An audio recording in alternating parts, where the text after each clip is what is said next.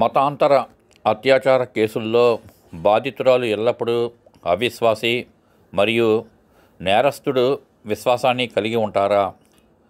ఉగ్రవాదంపై యుద్ధం పేరుతో ఉన్న ఫేస్బుక్ నుండి సేకరణ.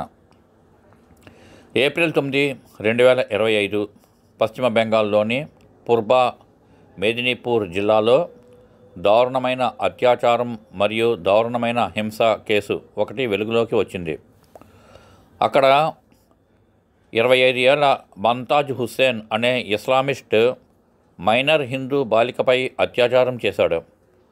అత్యాచారం తర్వాత ఆమె మలద్వారంలో ఫోర్క్ కూడా చొప్పించి పారిపోయాడు.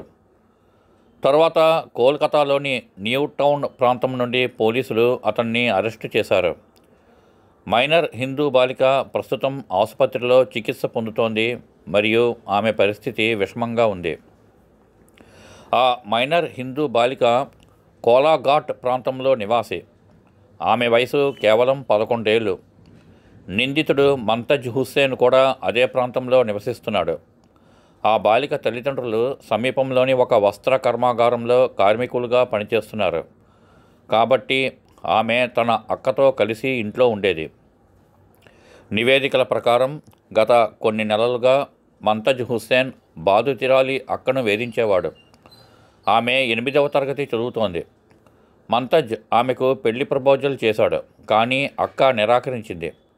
మంతజ్ కోపంగా ఉండి ఆమెను బెదిరించగా ఆమె తల్లిదండ్రులు భద్రత కోసం ఆమెను బంధువుల ఇంటికి తరలించారు.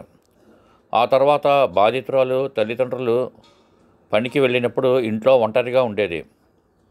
కొన్ని రోజుల క్రితం బాధితురాలు ఇంట్లో ఒంటరిగా ఉంది. మంతజ్ ఇంట్లోకి ప్రవేశించి కత్తితో బెదిరించి ఆమెపై అత్యాచారం చేశాడు. ఆ తర్వాత మంతజ్ ఆమె మలద్వారంలో ఫోర్క్ చొప్పించి వెళ్ళిపోయాడు.